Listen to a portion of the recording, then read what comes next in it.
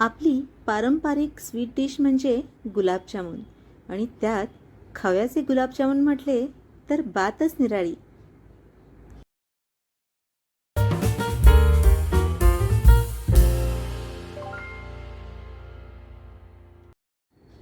खव्याचे गुलाबजामुन तेही अगदी अचूक पद्धतीने कसे बनवायचे ते आज आपण पाहणार आहोत. यासाठी व्हिडिओ शेवटपर्यंत पहा.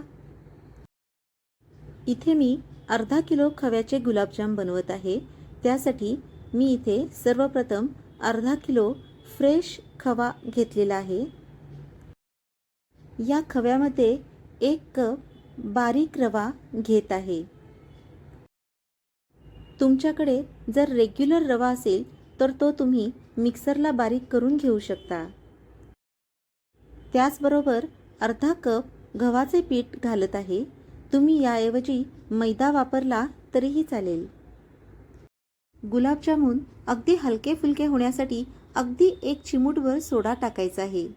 सोडा अजिबात जास्त वापरायचा नाही, नाहीतर गुलाबजामुन सगळे तेलामध्ये विरघळून जातील.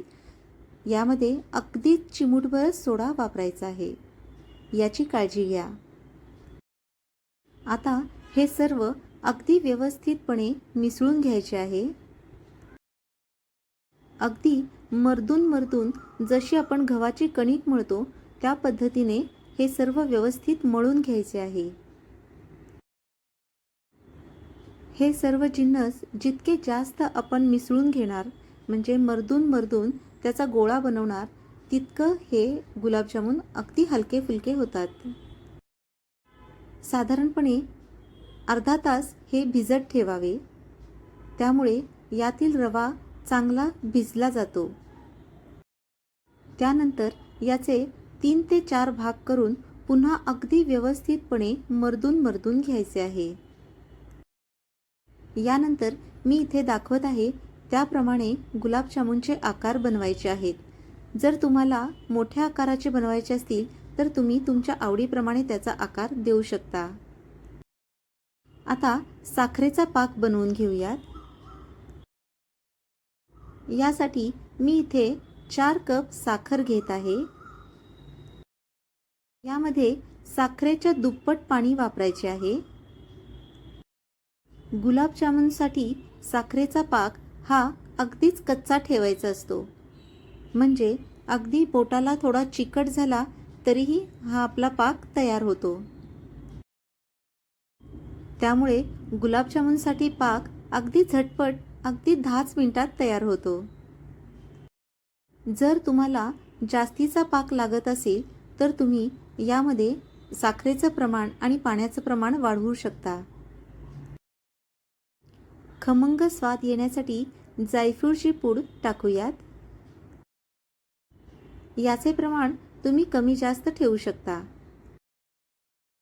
त्याचबरोबर वेलची पूड ही 1 चमचा टाकूयात. जायफळ पूड आणि वेलची पूडमुळे अगदी सुंदर असा स्वाद येतो. छानसा कलर येण्यासाठी केसर 1 चिमूटभर टाकूयात. आता गॅसची फ्लेम बंद करायची आहे. आता दुसऱ्या एका नॉनस्टिक पॅनमध्ये तेल गरम करून घेऊयात.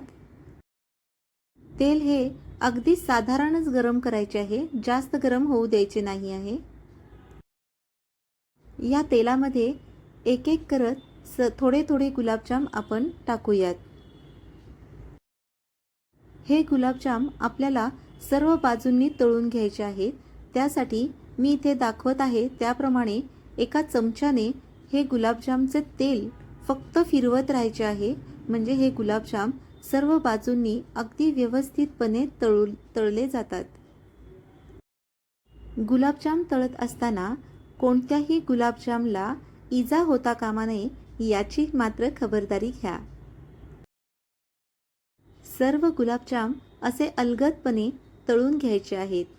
फक्त तेलामध्ये चमचा फिरवत राहायचा आहे, जेणेकरून गुलाबजाम अगदी सर्व बाजूंनी अगदी व्यवस्थित तळून होतील. गुलाबजाम हे मंद आचेवरतीच तळून घ्यायचे आहेत.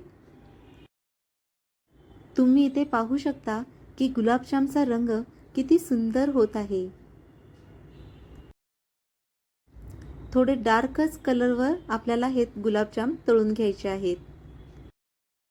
आता हे तळलेले गुलाबजामुन आपण बनवलेल्या साखरेच्या पाकामध्ये टाकूयात। साखरेच्या पाकामध्ये टाकत असताना अगदी सर्व बाजूंनी गुलाबजाम पाकात पडले पाहिजेत यासाठी थोडेसे चमच्याने हलवून घेऊयात। 10 मिनिटांसाठी पाकामध्ये हे गुलाबजामुन मुरत ठेवूयात। अगदी 10 ते 15 मिनिटातच गुलाबजामुननी सगळा पाक पिलेला आहे, म्हणजे गुलाबजाम आपले रेडी झालेले आहेत। सजवण्यासाठी यावरती बदामाचे पातळ काप टाकूयात। चला तर मग आपण चेक करूयात की गुलाबजाम कसे झालेले आहेत ते। तुम्ही इथे पाहू शकता की गुलाबजाम किती सुंदर असे फुगलेले आहेत आणि अगदी रवाळ आणि खुसखुशीत आणि अगदीच रसाळ असे गुलाबजाम तयार आहेत। मी इथे दिलेल्या अचूक प्रमाणामध्ये तुम्ही जर गुलाबजाम बनवले तर तुमचेही गुलाबजामुन अगदी असेच अगदी लुसलुशीत आणि आतून रवाळ आणि ज्यूसी बनतील। जितके छान हे आकर्षक असे गुलाबजाम दिसत आहेत तसेच चवीलाही अगदी भन्नाट झाले आहेत। या गुलाबजामसाठी आपण बारीक रवा वापरल्यामुळे हे गुलाबजाम आतून अगदी रवाळ असे बनतात, त्यामुळे खायलाही अतिशय रुचकर वाटतात। किती सुंदर गुलाबजाम दिसत आहेत, पाहता क्षणी तोंडाला पाणी सुटत आहे, हो ना?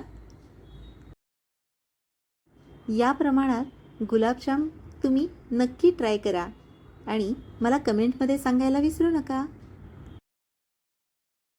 अशाच प्रकारच्या साध्या, सोप्या आणि रुचकर रेसिपीजसाठी आसावरीज किचनला सबस्क्राईब करा आणि व्हिडिओ आवडल्यास लाईक आणि शेअर करा। Thank you.